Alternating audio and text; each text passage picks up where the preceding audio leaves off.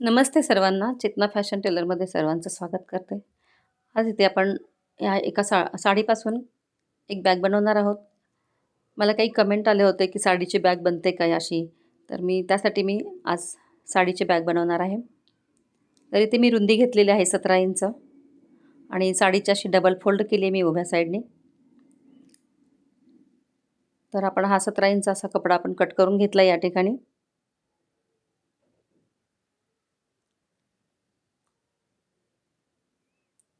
तर डावी बाजू ही फोल्ड आहे आणि आपण इथे मेजरमेंट घेत आहे या ठिकाणी.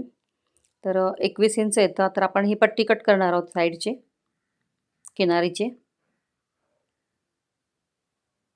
तर हा कपडा आपण इथे सरळ करून घेतलेला आहे कटिंग करून. तर हा डबल फोल्डमध्ये आहे. डाव्या साईडला घडी आहे कपड्याची. तर माझ्या साईडनं परत मी फोल्ड करते या ठिकाणी. तर 21 बाय फोल्डमध्ये असा 8 इंचावर आपल्याला हा कपडा तयार झालेला आहे. इथे 2 इंचावर मी मार्किंग केलेलं आहे. त्यानंतर पुढे 3 इंचावर मार्क केलं आहे.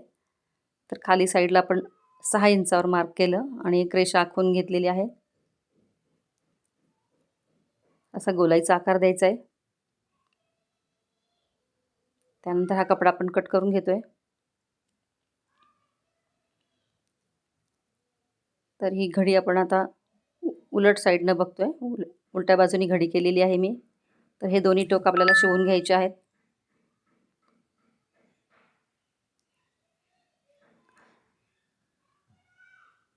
तर आता इथे मी दोन्ही टोक शिवलेले आहेत, बघू शकता. त्यानंतर आपल्याला उलट्या साईडनंच घडी घालून घ्यायची आहे, दाखवते त्याप्रमाणे. तर आपल्याला दोन्ही राऊंड शिवून घ्यायचे आहेत. त्याआधी आपण इकडे साईडच्या दोन्ही बाजू शिवून घेणार आहोत. तर इथे दोन्ही साईड शिवून झालेल्या आहेत.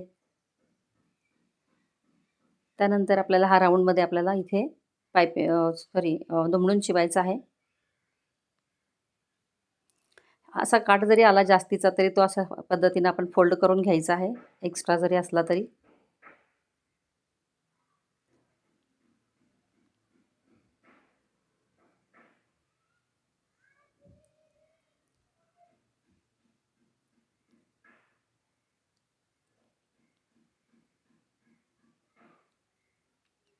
इथे बारीक काठ आपल्याला अशा पद्धतीने फोल्ड करून शिवायचे आहेत. थोडा रोल येऊ द्यायचा नाही मध्ये. घडी येते. घडी आली तर अगदी छोटी छोटी शिलाई करत पुढे सरकायचं आहे.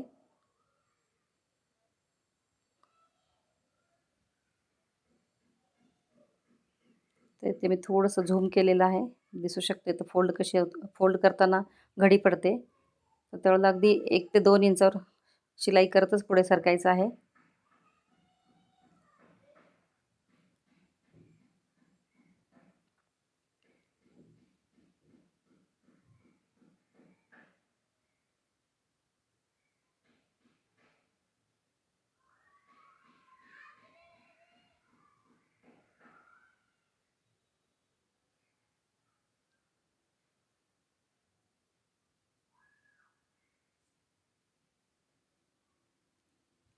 आता हा मोठा राऊंड शिवून झालेला आहे इथे. त्यानंतर साईडचे आपले छोटेसे जे राऊंड आहेत ते शिवून घ्यायचे आहेत.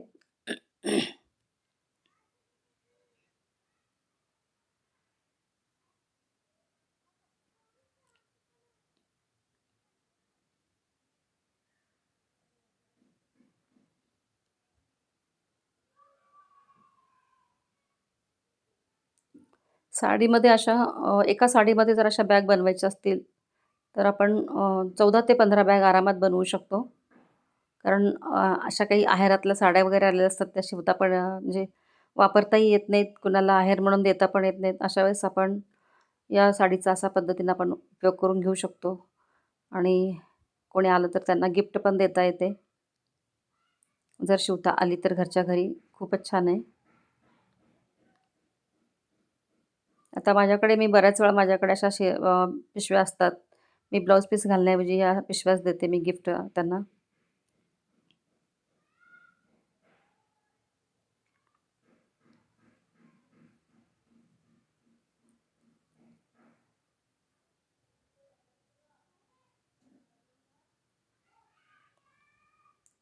ह्या साडीच्या कपड्यातून आपण आतल्या साईडनं जर प्लास्टिकची तांदळाची बॅग आणि आतून अस्तर जर चांगलं दिलं, तर मोठमोठ्याला अशा शॉपिंग बॅग किंवा साडी बॅग पण तयार होऊ शकतात.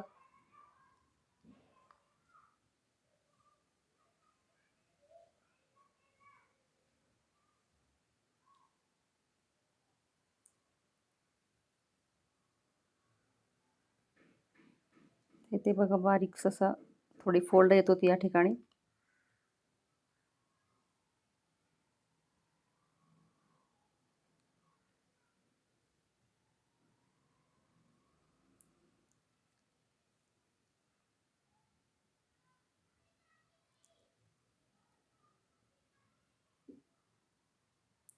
ते इथे काठ शिवून झालेले आहेत. तर ही बॅग इथे पूर्ण झालेली आहे शिवून.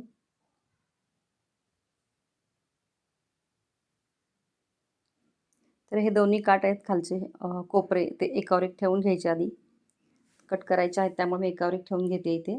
एकसारखे होतील. तर इथं 2 बाय 2चा आपल्याला बॉक्स तयार करून घ्यायचा आहे. दोन्ही साईडनं 2 इंचावर मार्क करायचा आहे. आणि एकाच वेळेला आपल्याला कट करायचं आहे.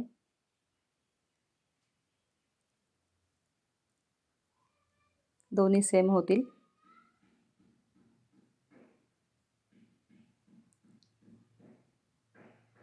त्यानंतर ही कॉर्नर शिवून घ्यायचे आहेत.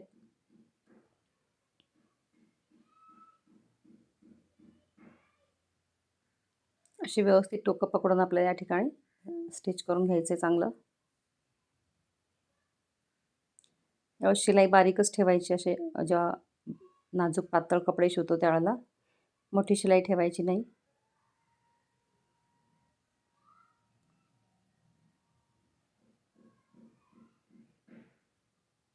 एका ताईंनी विचारलं होतं मला, की ह्याला आपण अस्तर लावून पण शिवू शकतो का? आधी काय करावं लागेल, पूर्ण अस्तर जोडून घ्यावं लागेल कपड्याला आणि मग शिवावं लागेल.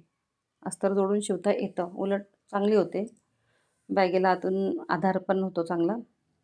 आता बघा ही बॅग दिसते एवढी छोटीशी, तुम्ही बघू शकता. याच्यात आता मी एक गव्हाची बॅग आहे माझ्याकडे 5 किलोची. तुम्ही बघू शकता. काही ताईंनी विचारलं होतं, की याच्यात सामान किती बसतं? आता हे बघा ही 5 किलोची मी गव्हाची पिशवी ठेवलेली आहे आतल्या साईडनं. वरती अजून इतका स्पेस आहे. तर ही बॅग तुम्हाला कशी वाटली? आवडल्यास लाईक करा, शेअर करा. चॅनलवर नवीन असाल तर सबस्क्राईब करा. Thank you. धन्यवाद.